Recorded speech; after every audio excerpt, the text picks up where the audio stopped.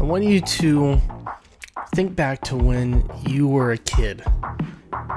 Think of all the things that you did that might have been goofy, might have been funny at the time then, but now as an adult, you look back and you kind of think, oh man, why did I do that? We all did those things. And now that I have kids of my own, it's funny to see the quirks that they have, the things that they do, the habits they pick up as a kid that we could not get away with now. It's something that's beautiful, something that kind of makes me shrug my shoulders at times, and it's definitely something that I find funny. My guest this week is returning author and friend Will Blaine. We talk about his latest books, one that is currently released now on Amazon, and upcoming books. And honestly, I'm tickled to death because he read one of his new books that is not out yet on this episode of Parent Quest, and I'm so excited about it. And you'll see why I'm talking about funny habits and goofy quirks that we had as kids, because I believe that this episode I may have shared a personal story of something that I did as a kid that I find maybe not embarrassing, but totally weird. And maybe I'm not the only one, but at the same time, it was kind of therapeutic talking to Will about that. So yeah, you have to listen to this episode to find out what it is that I'm talking about, what I did as a kid. I'm sure you'll laugh at it. But anyways, I don't want to hold you up any further. So let's go ahead and get into the episode with this week's guest, Will Blaine. Writing to you. I have one. So you're the only male in your family, and I find that interesting. Okay. I was in the same situation. I had my first wife and my daughter, and me. Mm-hmm. And you have two little girls and the wife, and I think that all men have an experience that is very different than most girls, and that is talked about in my latest book. It's called Wee Wally. It's called, I'm sorry, Wee Wally. Wee Wally. Right. Okay. So when young boys are first being potty trained, often their father and or mother will have them pee on something to get them used to not wetting their pants. So get a bullseye. It's a story about a little boy that realizes that he can do that, and his mother's okay with it, so he just goes to town and starts peeing on things. And I'll read that.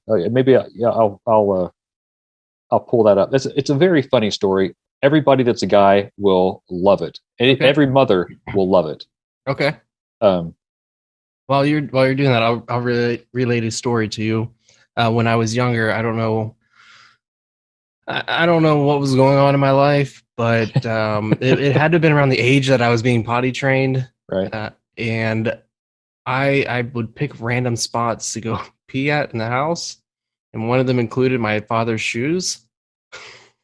This is exactly what I'm talking about. Okay, so maybe this will make me feel a little normal. Maybe like I shouldn't have to go to therapy over why, as a kid, I wouldn't pee on random things. You are perfectly normal. Okay, I assure you. I like this. Perfectly normal. Yeah. Yeah, I like this. That's good. So I want to make sure, because the book that I picked up was The Glorious Gizzard of Oz. That's your most recent one published, correct? Yeah, that's the latest one I published. Okay. Okay. And Wee Wally is the book that you are getting ready, that you are currently working on. I'm putting the finishing touches on the writing. So there's different stages of publishing a book. So I've written a lot of stories, but that doesn't necessarily mean that they're going to get published. So I work with an illustrator, and I draw some of my own illustrations and things like that as well. And then I work with a designer, like a book designer. So that's copy editing and how things are positioned on the page and different things like that also. So those two stages have not been done yet. So the next one that's probably going to come out is called The Brat with a Bat. So that is very much like it sounds. Little kid gets a new baseball bat and is trying it out on many different objects. So And that's probably something you did as a child as well. I Probably. think. I don't remember that as much as peeing in my dad's shoes, but yeah, I Okay. probably did. Okay. Well, we can do a little therapy today. And Yeah, let's do it. I want to hear this. I'm gonna cue some dramatic music here to okay. kind of get it started, and then okay, yeah, whenever you're ready. There you go. All right, here we go. This is Wee Wally. I learned something new today, and now that I'm 3, I'm constantly searching for new places to wee. Mom had showed me the toilet. I left some debris, but as we walked down the lane, she didn't foresee that I had to go badly a wee emergency. So she told me that I should just go on a tree, which left me to wonder, just where can I wee? I weed on the flowers planted in our front yard. I weed on Mom's tires without any regard for all of the trouble she had went through that day to polish and scrub them to a shine while I played. I weed on a tree. Already that's true, but from a tree, that is to weed with a view. The branches were all wet, all covered from spray. Getting down, I got damp, but that was okay. As I walked past our house while chasing a ball, I had to go badly, so I weed on the wall. I stood drawing patterns using only my stream. I can see it's a talent, or so it would seem. I weed in a bottle that I found by the street. I did it out in the open and far from discreet. I tried to wee on a bird, but had no success. I tried running and weeing. It was such a big mess. I weed on some ants that were running around. I weed on a post that was stuck in the ground. I weed in a puddle, then made one of my own. When I weed on the steps, some splashed on Dad's phone. I weed on Mom's pots with lettuce growing inside, but she couldn't tell, even if she had tried. When I weed on the couch, it sprayed all around. My kitty got frightened and quickly jumped down. As I weed in the closet, I drew little kid art. I made some circles, a square, a flower, and a heart. As I finished my canvas, I heard a great cry. Mom had sat on our couch that was no longer dry. She stood there perplexed as she felt her backside about the source of the liquid and why it would hide. She looked up at the ceiling, then the walls and the floor, but still couldn't imagine what the water was for. While all this was happening, I walked down the hall. I planned to get a big drink and to play some football. I'm not sure how it happened. Somehow I'd lost track of my intent to go play and to be quarterback. I climbed to the counter to get a glass from the shelf. As I filled it with water, I was proud of myself. I was weeing in the sink as Mom walked in the room. She insisted our kitchen was not a bathroom. She told me the toilet is the only place I should wee, and if I didn't, she'd spank me. That's a sure guarantee. The lesson we learn here is even though we are free to where we have to, we must always foresee that there are lots of those out there that will not agree. Even though it is doubtful Mom will hold my own view, I know if she had an aimer, she'd wee on things too. So when nature comes knocking, discreetly answer the door, in the woods or your toilet, and in a pinch, use the floor. That's awesome. Wow. I can relate in so many ways. Every young male can. Any male can. I think, yeah. It's and even adults, they will find ways to I've been there. wee in Yeah. creative ways. Yes. Yeah, it's Yes. I think some people take it a little bit to extremes, like to there's a limit. I think, Yeah. and I think most people realize that. And You're saying you know, they're getting too creative where they we? it's discretion is the key. Okay. Being discreet is great, and Yeah. and I think when you got to go bad, you just men have options. Yeah. Let's put it that way. Yes. And so I having Rue right now because she's almost 2 and she's starting the potty training phase. We have a little potty for her. She goes to it and she now takes her diaper off to go in there and pee. But she also, if it's not around, she just goes. but it's I get you. it's mostly just a four. You can't get as creative as a girl, but but one of my, I'll just give the anonymity as much as I can, but one of my young relatives was able to do a pretty good job of peeing on a tree. Oh, wow. As a young girl, she's not a young girl anymore, so I just leave it that way. But when she was little, she did a pretty impressive job, Yeah. Wow. That's hilarious. That is awesome, and I love the lesson at the end. It's very nice, and I know in our previous discussion, you mentioned that at the end of your books, you like to put some kind of lesson, whether it be something that we can really learn from or something that's funny. The book that that your most recently published book, The Glorious Gizzard of Roz, there is a lesson at the end of that.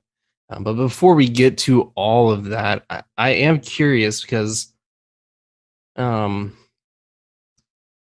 really enjoyed this book. I want to know, how in the world did you come up with the idea for this book, and maybe for our listeners, give an idea of what the book's about.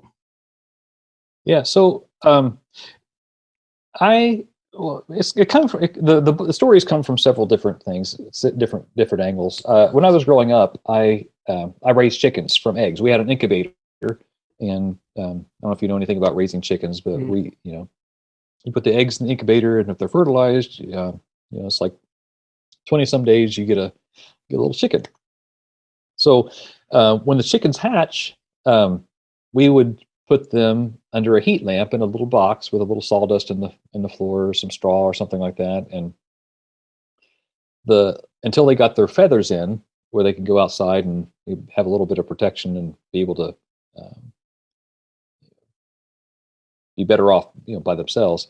They would stay under that heat lamp, and as they would huddle all together, and you would see as they were sleeping, you could tell that they were dreaming, because they'd cheep, and sometimes they'd flap their little wings, or sometimes they'd kick their feet or something like that. And I would always wonder, what are chickens dreaming? What is that? What are they thinking about? What are they? They're obviously having some type of dream. What could a chicken dream? So, and I thought about that in myself as I was growing up. I was thinking about, a lot of my dreams when I was growing up. I don't know about you, but some of them were very vivid. It was like you wake up, and the last part of that dream seems like it's in real life right now. Say I dreamt one time that I had like a dirt bike or something like that, and I can remember like going downstairs, and as you're getting more and more awake, you're realizing this is a dream, and it was not exactly reality. It's like, I don't have a dirt bike. My parents would never let me have something like that. So it wore off before I made it outside. But so a lot of these dreams are, they're very make a big impression, and that's what The Glorious Gizzard of Roz was. And what inspired me to write it in this time is my sister had gotten some chickens. She was raising chickens, and that is in fact who it's dedicated to. If you look at the dedication, you see all the names in there, and that's what it is. It's my sister and her chickens. So she named them all, Alistair and Blanche, and I just think that's very fun to have. She picked out old lady names for all of her chickens. I just thought that was pretty fun.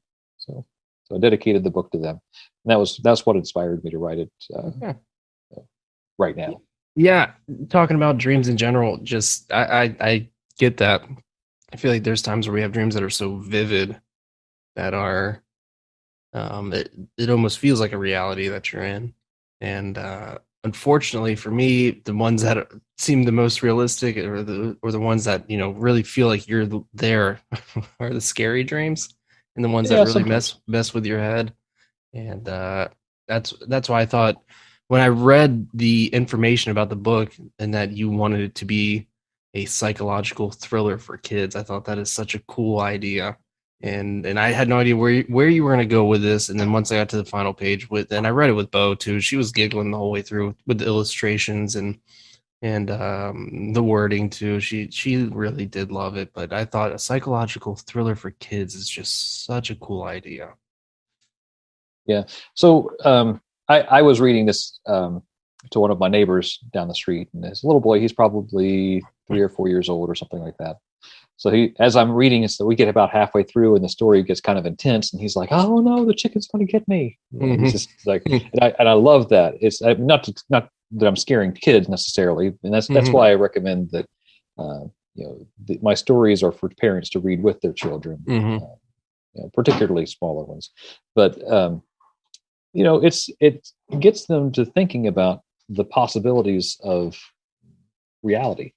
What is your reality? For a chicken, it could be a lot of things. You don't know. And people can do a lot of things, and their realities can be virtually anything. So I encourage young kids to pursue their dreams and to make sure that they essentially what I'm trying to do is get people to read. I think that's the biggest thing. The biggest thing that you can do for your children, and I'm sure you do this, is to read with your children. Yeah. I when my daughter was little, I read to her every night, and a lot of times throughout the day and things like that. And I think that's something, I don't know if you knew this about me or not, but I used to teach school also, and I was I'm it's kind of devastating to me to realize that kids are functionally illiterate coming into high school. And not all of them, but there is a significant amount of the population that have made it to high school without being able to read well. Unless you can read well, it is very hard to get along in life. Do you think that's something that is getting worse and worse as time goes on because of technology and it's not being encouraged to read as much? People are getting their information through vlogs and not having, or even audiobooks now. I mean, I know we had I listened to audiobooks when I was a kid before I went to sleep, but even more so now, you can get all that information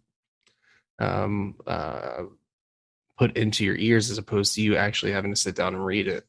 Yeah, and there's nothing necessarily wrong with that, but that skill of being able to read and to be able to comprehend what you read and put that into action, that affects every outcome of your life, from even making business decisions or not only business decisions, but consumer decisions, as the society we live in.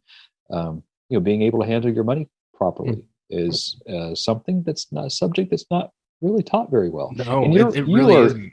Really inhibited if you cannot read well. If you can't read well and you can't understand and you can't comprehend these concepts, you're going to have a very hard time in life. And I think this is one of the best things that you can do for your kids is to read with them. So you talking about society not really teaching kids how to handle money really well? Is that a tease for a future book that you're writing about children handling finances and dealing with quarter machines? And I've thought about that, and I'm so I've written the series Wildly Inappropriate Stories for Children, and now The Glorious Gizzard of Oz is not really part of that series, but I'm going to pick up the series again with my 4th book, and it is going to be the story called The Brat with a Bat.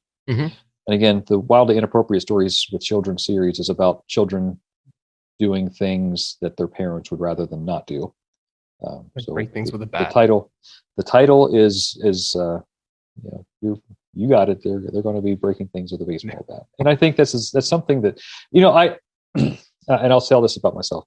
My youngest sister, I'm about 10 years older, 9 or 10 years older than my youngest sister, and she loves to tell the story about when we were kids that I hit her in the knees with a 2x4. Now, I did not hit her in the knees with a 2x4. I feel compelled to tell the story because I think a lot of times when kids are young, the story of the brat with the bat, kids aren't intending to be bad necessarily.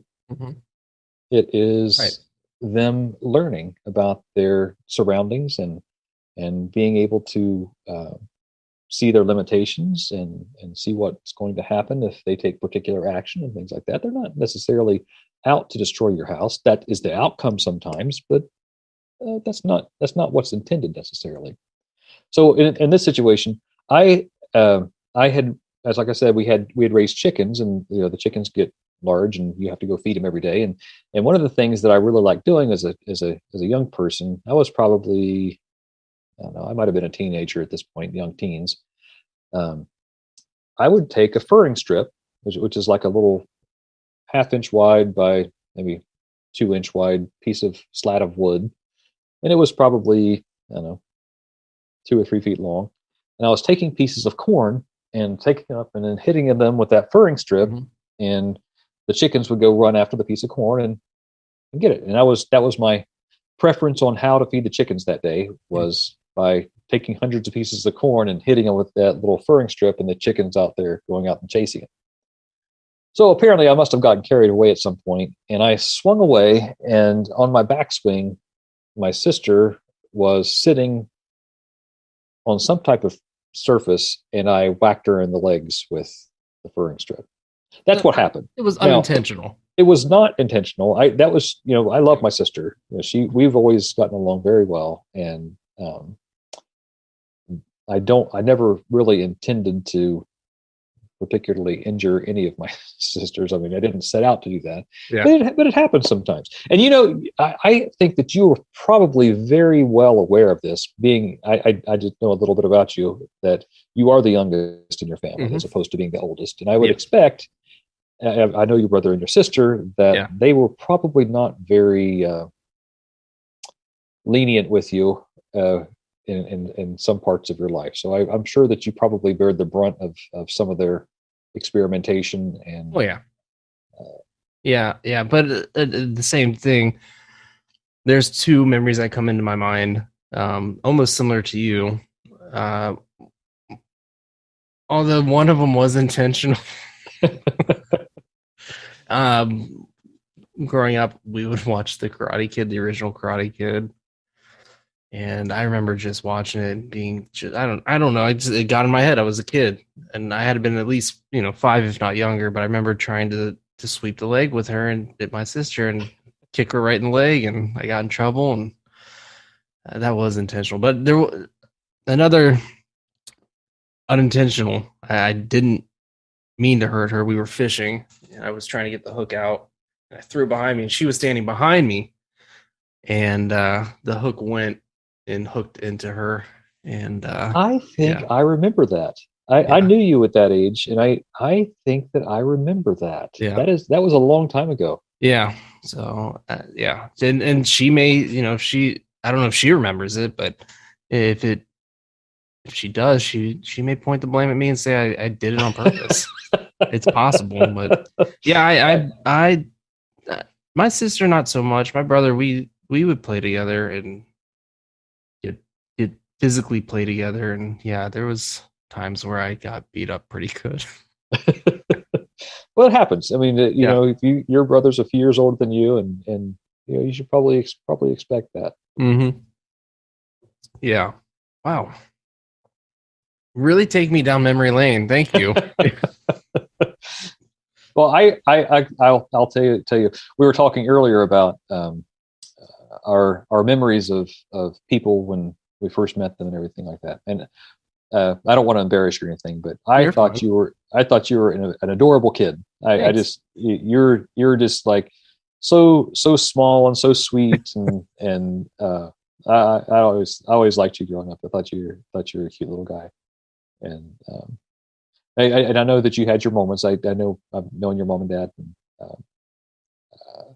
all kids do. My daughter, she was the best kid, but she had her moments too. I mean, it was, I love my daughter to pieces, but I told the story. I think the last time I was on, I told the story about her getting the sword. But at any rate, I don't know if I remember you telling the story of her narrating her life. Okay, well that was another thing that she did. But anyway, she when she was pretty young, she's probably like 7 or 8 years old. I'll tell the story, might as well. Yeah. so she had gotten a baton, and the little baton they spin around, all that kind of thing. And she was playing with it in the backyard, and I said, "Baby, don't leave that in the backyard because I'm going to mow here in a little bit. I don't want to hit it with a lawnmower." She, "Oh, Daddy, I won't forget." Okay. So about a half hour later, I came in the backyard, and there it laid, right there in the middle of the yard. And I shut the lawnmower down. I picked it up, and she was in the kitchen in the house having a glass of iced tea at the kitchen table, and I had the baton in my hand, and before as I walked in the door, she's like, "Oh, Daddy, I'm sorry." Before I said a word, "I'm so sorry. I forgot to pick up that baton."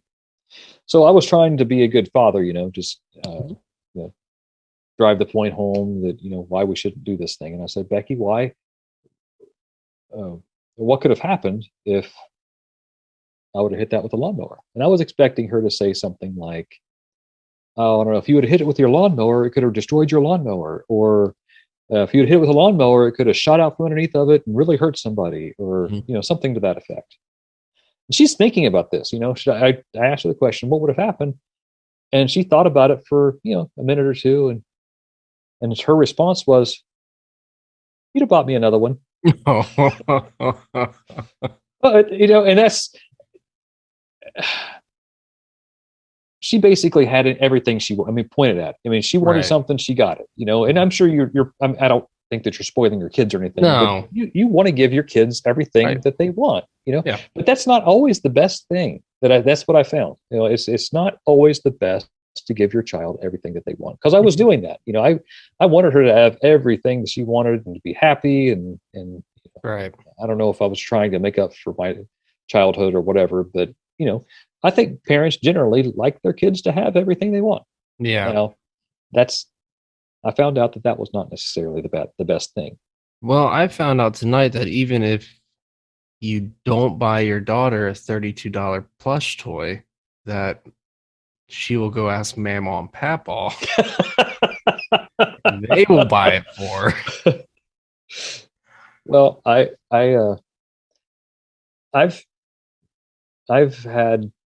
bought my share of plush toys, and Becky was really into Legos. When she was, I better finish. I'm digressing and getting into too many subjects here. But after a while, I'll go back to the story about the baton. So she eventually, I said, I can't, in good conscience, think of myself as a good father if she doesn't appreciate the things that she has. She says, "Well, if you ran over that with a lawnmower, you'd have bought me another one." That's the first thing that comes to your mind. That's wrong on so many levels. So I thought about it for a couple of weeks, and I was like, "Honey, here's a new situation. I am going to give you $5 a week, free and clear. Yep. However, I'm not going to buy you toys anymore. I'm going to buy food, clothes, whatever. Right. You don't have to worry about that. But your toys, I want you to learn to appreciate things, and you can just buy whatever you want with the $5 you get every week. You can save it up, or you can spend it every week. It doesn't matter. It's up to you." So that's when I learned that she was tight. She does not like to spend money. I gave her $5 a week, and she had saved it for the better part of a year, and she would not spend a dime. She would not spend a dime. We go to the store and finances. It served her well as she got to be an adult. But I can say that she probably got that from me because I'm a frugal person. I don't like spending. I have money to spend, but to bring me to spend it. I'm a process engineer at work, which means that I buy things for the company. Right. I hate buying things for the company. I wrote a check for $15,000 the other day, in one sitting, and I was sick. I was like, why? I can't. Like that. I would feel the same way too. It's a legitimate expense. It was necessary. The company needed it and all that kind of thing. But I'm like, man, that is a lot of money. And I've written checks for bigger stuff than that even. And it's just, I just, my stomach churns at even spending somebody else's money, in any quantity for that matter. Well, stuff's expensive, especially like working in the medical field, where I work with hearts. We use these. Well, not at the facility that I work at, but at the facility I previously worked at, they would use these little metal washers that would stamp onto the heart, so that it marked. You could see it on X-ray where the work had been done on the heart, where the surgeon had done the work, and they're like $28 for one, I think. Whereas the same exact thing, same quality at Lowe's or Home Depot was 58 cents. It's just crazy how like the markup for, I'm sure the company you work with, the stuff they get, there's probably items that are marked up, medical is marked up, and then you know, it's crazy. We have preferred suppliers, Mm-hmm. and I understand why they have preferred suppliers, because on the back end, like paying one person versus paying 1,000 different people is less expensive from an accounting standpoint. So we will tolerate higher prices from this particular company to an extent. So I was dealing with a particular company, and they got this little plastic tool that we needed, and they wanted $62 for it. And I am like, no way. I'm not paying that. I'm not paying $62 for a piece of plastic, which it was not just a piece of plastic. It was a formed piece of plastic for a specific purpose and all this kind of thing. It was 3D printed. It was well, it wasn't 3D printed. It was I'm sure it was it was this molded plastic, but at any rate, I was able to find it on Amazon for like $7 or something like that.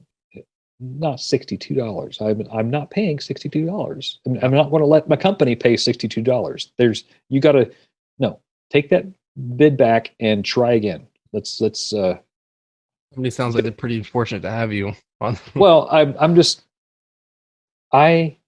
my mind was just like exploding when I saw the bid come in for $62. I was like, no, I'm not paying for your retirement off of this one purchase. That's not acceptable. Yeah. So I was like, no, try again. And anyway, it came back, and we still paid more than what I had gotten it, but it was nowhere near $62. So at any rate, I'm digressing again. So Becky, she wouldn't spend her money for months and months and months. And we go to the toy store or wherever like that, and she would be begging, "Daddy, please buy me whatever it is." And I was like, "Well, you have your money." Nope, not going to spend it. No. What age did you start doing that? She was probably 6 or 7, something like that. I think we're getting close to that point. Yeah. But some kids appreciate all the things they have, and I don't know how much of a point and get father you are. It seems like you don't buy your kids every little thing, but I try not to. No. Well, and that's good. That's good. I really think that parents serve their children better if they don't buy them everything that they point at. When we moved from West Virginia to Cincinnati, the amount of bags that we had of just stuff that was given to the girls, that we bought for them, that went to Goodwill, was just insane. And then when we moved here, we took even more bags and stuff, and we gave them to some friends, and then we donated to Goodwill, and then you sit and you look at all this stuff is accumulated within 5 years, and they don't play with half of it. So their bedroom now is we redid their bedroom. It's very minimal. They've got a few boxes of just different, a few totes of just different toys and stuff that they'll use. But we got rid of quite a bit because they don't use it. Yeah. Well, when Becky moved out, she got to be an adult, and she eventually moved out. We had these large totes. They're like, I don't know, 3 feet long, maybe 20 inches wide, something like that. She had 3 of them packed full of Legos. Those are expensive totes. Well, Legos they were, and I eventually gave them away to some of the younger kids that we knew, and but it was we go to the store, and in her early youth, she got a Lego set almost every time she went to the store. Oh, wow. And those they're expensive. Add up, and it's not like she didn't play with them; she did. Right. And we had a couple young boys that lived up the street from us, and they would come over and play with Becky all the time. And they loved the Legos. Becky loved the Legos. They always played that kind of thing. No, but back to the sword story. So Becky won't spend her money, and it has been several months, and she comes up to me and she goes, "Daddy, I think that I know what I want to spend my money on." And I was like, "Man, I got to hear this," because she literally, she's on her hands and knees begging at the toy store for me to beg to buy her toys. And I said, "Well, you spend your own money," and she's like, "No, she will not do it." So she's finally figured out what she wants to spend her money on, and she goes, "I want to buy a sword." And I'm like a Nerf sword? And she's like, no, I want an actual sword. So we had gone to the Renaissance Festival. To kill you. Well, no, it wasn't even that. So the Renaissance Festival they have down in Southern Ohio every year. So we had gone to the Renaissance Festival, and apparently they had these long steel double-edged swords. Yeah. And she wanted one. And I said, absolutely not. I'm being the responsible parent again. You are not getting a sword. And she goes, "Dad, you said that it's my money and I can spend it on whatever I want." And then I thought, well, yes, I did say that. And as as a parent, I think that I'm a fairly liberal parent. I don't like making rules about what you can't do. I'm like, Becky, if you want to jump on your bed, go ahead and jump on your bed. But if you break your bed's broken. You don't get a new one. So she never jumped on her bed.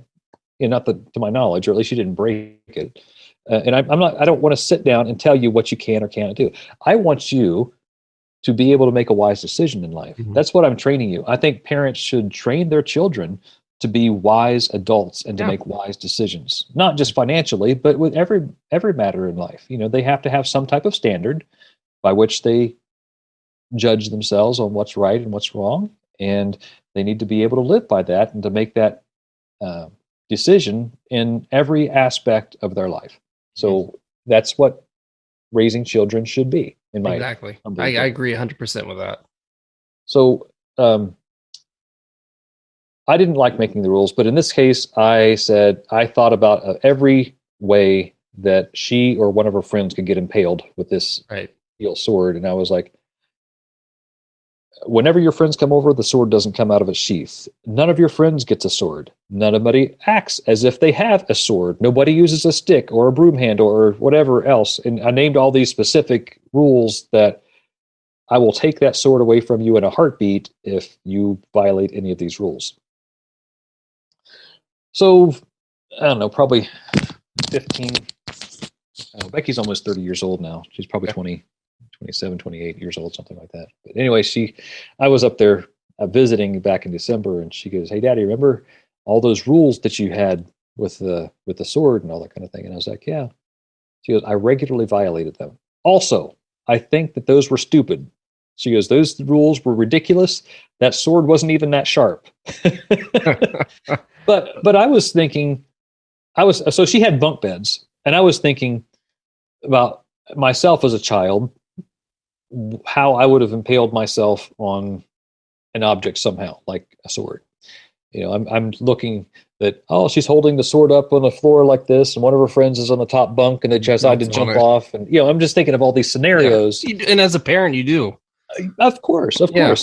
Now she is very safety conscious, and that's one of her best qualities, is the ability of her to be able to look through a situation and not only make a reasonable decision, but to recognize that there's going to be danger or risk in something. And it served her well. She's been a school bus driver for many years now, and I think that makes her a good driver. She's recognizing the risks, and I'll also state that I think that women make very good heavy equipment operators, and I think that more women should get into that field. I think that's a good paying job, and I also think that women that operate heavy equipment, I'm just judging from my own experience. I've worked on construction sites, and I've worked in a factory that has lots of heavy equipment. Women tend to be very careful. We have these giant fork trucks at work that carry steel and things like that. You get a man behind that, and they're thinking, "This is the most awesome thing. Look how I can run over anything and crush it, and how fast does it go? Power." And I think women have the mentality that, "Oh my God, I'm going to kill somebody, or I could kill somebody with this thing. I need to be very, very careful." True. To their credit, I think that is exactly what we want men to think, but I don't think men are programmed to think that way. No. And that goes back to the story of Wee Wally. Men just think differently about things like that. Which my favorite line of that whole story is that if mom had an aimer, she'd wield things too. Yes. I personally don't think that she would, but I think that every man is convinced that they would. Yeah. And that's just goes back to the difference between men and women. True. And when I think back to the reading of that, I think about the poor ants that he got. I mean, but I probably would too. Who hasn't done it? Yeah, who hasn't I probably done it? would too. That's funny. That's funny. Well, it's been a pleasure having you on here again. I'm gonna say the last time we talked, at least we recorded. It's been a while. Yeah. Yeah. I'm working on all kinds of things now. I'm working on a coloring book too. So in addition to my new written story, I'm publishing some of my art. I've been doing line drawings and things like that. And I'm going to publish a book. I'm going to title it Will Blaine's Big Book of Geometric Coloring Sheets. I'm gonna say I've seen you post, and I wanted to talk to you about that. I've seen you post stuff on Instagram and on TikTok. You have little reels that you put on there as well. And what led you to wanting to do a coloring book? And so I've been an artist for a long time, and I just never, I don't know, it's never really shared my stuff.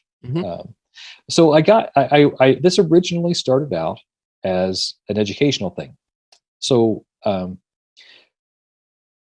everybody knows that a triangle has 3 sides, and a square has 4 sides, a rectangle has 4 sides, and a pentagon has 5 sides, and a hexagon has 6 sides, and a septagon has 7 sides, and an octagon has 8 sides. What's 9 sides called? What's 10 sides? I don't know. 11 sides, 12 sides. So I going up. I did that. I did some coloring sheets, and I think that would be really, really interesting that kids knew geometry up to. I went to 16. I had just an arbitrary number, and I put a little coloring sheet, and I think that teachers could use them, parents could use them to supplement their child's education. So that's how it all started. And then I thought, what would be really cool is if I would use my art and use geometric shapes to make little animals or little this or little that. I've made little snails and ladybugs and cats, and I've made doors, and I did sunglasses the other day, and flowers, and did dragonflies. There's lots of little things, and they're all made up of circles and ovals and rectangles. And then sometimes I'll distort it a little bit, but it all starts with those basic geometric shapes. So and I think that's a skill that people that aren't really taught as far as art is concerned, is what these shapes are. So like if you look at my hand right here, what do you see? You see there's like a square right there in your hand. Right. And you can see this is an oval, and an oval, and an oval. So if these are taught, and these are these basic geometric formations and the basics of art and geometry. And I think that's something that kids aren't taught as much, and I think that they should be. I'm very big on education. I was in a job interview recently, and they were asking about me continuing to go to school and get my higher education and all that kind of thing. And I already have a degree and all that kind of thing. I just don't. And my response was that I am going to continue my education. I think education should be lifelong. Right. I think that we should endeavor to learn something every single day, but going to school and with the pursuit of an advanced degree or something like that is not necessarily. I can't always say that that's education. Um, I think that in my case, in my experience, I've gone and I've been turned off a lot by the attitude towards some educational institutions, in that they feel that having that degree or that diploma or that little piece of paper or those letters after your name makes you better than somebody that doesn't. And that is a huge turnoff to me. Yeah. I think that there are plenty of people that are intelligent or just as intelligent as somebody that has those numbers or letters after their name do. They might.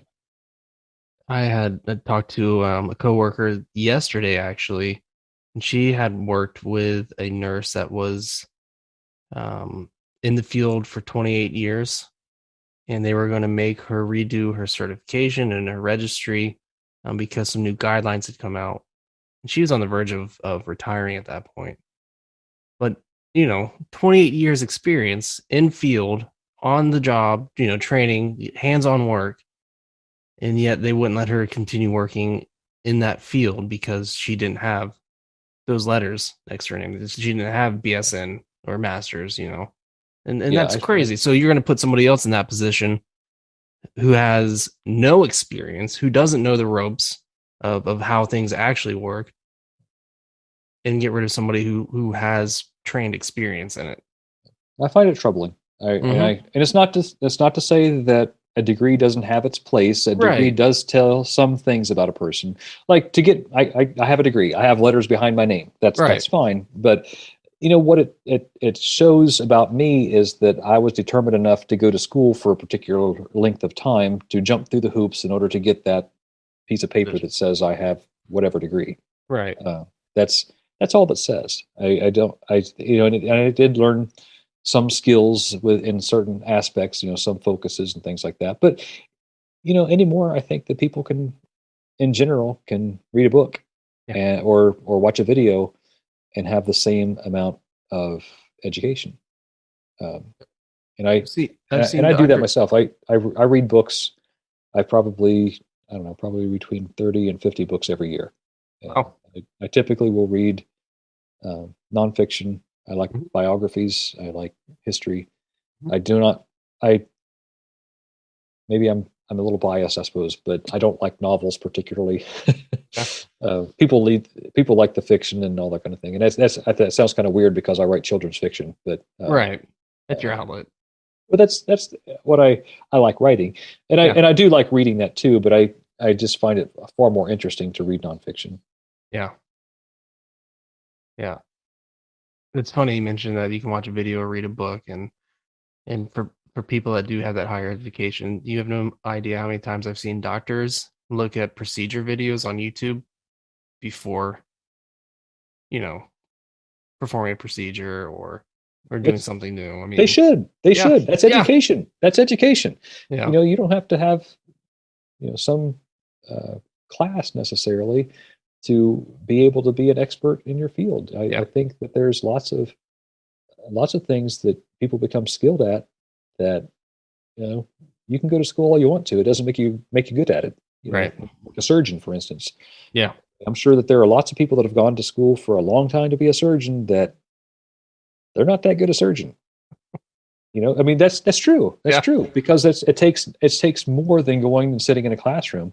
It takes, dexterity. It takes, and you have to have that mental focus, and and it also goes back to what we do with our children at a young age, and that is teaching them to read well and to understand and to comprehend.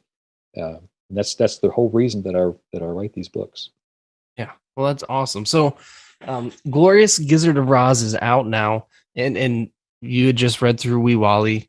I don't know if that is that an exclusive here or something. Wee Wally is not in publication yet. It's I'm still working on it. It's still in the works. Okay, well, I feel tickled to death that you took the time to read it here, though. Yeah. I think that's the first time that I've read it on a media outlet. It's a Parent Quest exclusive, Will. I appreciate that. Yeah. Is there anything in the anything else that is in your list of projects that will be out within this year as well? I probably this year I will have my coloring sheets book. Okay. Will Blaine's big book of geometric coloring pages or coloring sheets. I forget exactly how I'm going to title it. And I hope to have The Brat with the Bat out by the end of the year also. Awesome. And all of your publications can be picked up on Amazon? I'm using Amazon right now, yeah. And everybody can look at my author page. It's Will Blaine. You can look up under any of the titles of my books. The Glorious Gizzard of Oz, you type that into the search, it should come up. And yeah, I encourage everybody to follow me. Also, if you really want to help me out, leave a review. Just that does give me more. As far as Amazon's concerned, it makes me more famous or whatever. It gets more people to get attention to my books and things like that. I'm ashamed to say I don't read very much as I probably should. So your book is the first book that I bought in 2022. Okay. So, well, it's a start, man. Yeah, and it's a good book. Even for adults, I recommend it because reading it to my kid was very enjoyable, and she loved it, and I laughed at it. So it was that chicken goes some places. It does, and that's the whole thing. It's the whole thing, and that's and what's it's funny to me. When I was writing this book, it seems so far fetched, and you're wondering where everything's going. And the last sentence of that book brings everything together, and you're like, oh, of course, and it makes perfect sense after that. So yeah, that's the way I designed it, and I really encourage parents to read to their children. I read at story times and stuff like that at public libraries and stuff like that too. And the kids always love to hear me read, and it's very exciting for me to see their faces light up and to get the reactions and stuff like that. And I think that's some experience that every parent should have with their kids, is to experience that emotion and to be able to have that love that you're really building with your kids. By reading with them and educating them. Awesome. Well, I thank you so much for coming on. Like, again, anytime you want to come on in the future, you're more than welcome. If you ever want to do another book reading, you're more than welcome to come on here. Well, I've got plenty. I'll we'll have to make it a little shorter span of time before I come back on next time. Yeah. I'm always working on something. Maybe so my wife and I were taking a walk. We walk in like public parks. And I don't know if you know this or not, but if you ever make it up to Columbus, they have bald eagles in several nesting pairs around the Columbus area. And one of the nests is just like 5 minutes from my house. So Abby and I go walking out there a lot, and we see these bald eagles in flight all the time. And I just think that's amazing to be able to do that kind of thing. So if you're ever up this way, we'll have to take you out there. I don't think I've ever seen bald eagles in the wild like that. They're at the zoo, which is not the same. Well, it's not the same. Yeah. It's not the same. Yeah. We were out there a couple of weeks ago, and a bald eagle had gone to the lake, caught a fish in its talons on the fly, and was flying back to a tree to eat it. And like the fish was like, squirming, still kind of alive, I guess, and he flew back there. But I never saw really an eagle or a hawk or any large bird of prey when I was growing up. And now, it's nice to see them reestablished and we see hawks pretty frequently, but I haven't seen eagles very, very much. I was gonna say, so you guys like to take hikes. Have you seen the forest trolls that this artist has been building all throughout the world? I've seen something like that. There's been a couple parks that we've gone through, and I don't know what it was about, but I've seen they have these little houses they build, and they like little sculptures of mushrooms and different things like that. I don't know if it was the same thing or not, but the guy's name is Thomas Dambo. they're huge. They're very tall statues that are quote unquote forest trolls, and he based not, I don't know if they're children's stories, but he bases stories with each one. They're in different parks in the United States and other countries as well. And he's got he built some in Dayton, Ohio. Oh, and it's a 3-mile hike. I haven't gone yet. I want to take the girls, but I'll send you a link to it. okay. They're very that's definitely unique. And, I mean, I don't know, maybe not saying to build any kind of inspiration for a story or something, but it is very cool just to see, even on the internet, just to see his artwork is very neat. And it's a unique idea because he builds it all out of recycled materials. Oh, okay. Yeah. Well, it's interesting when you say that, where you find inspiration in writing a story. Because I was talking about Abby and I going out walking. We had gone to this park and we saw this giant oak tree that had kind of like leaning to the side. It was fallen. It was dead, and there was a woodpecker on it. And Abby and I were walking along, and she goes, "Do you think you could write a story about that?" And I did, and it's called Gary the Great. Maybe I can talk about that next time I come in. Yeah, let's do that. Let's plan for that. Let's plan to have you on a lot sooner than later. Sounds great, Kyle. What a great discussion. Will, thank you so much for coming on to this week's episode of Parent Quest. I cannot wait to have you again on in the future. And you lovely listeners, you incredible viewers, you can head on over to Amazon, type in Will Blaine in the search bar, and his books will come up. I cannot recommend The Glorious Gizzard of Roz enough to you for you to read to your kids or even read to yourself. It's so good. And while you're at it, if you can do me a huge favor, please head on over to Apple or head on over to Spotify. Leave me a review, a nice 5-star review. It really helps me out. And if you're watching on YouTube, please like, subscribe, tell your friends. It's means a lot to me for you all to spread the word about Parent Quest. And I think with that said, this episode of Parent Quest is officially completed.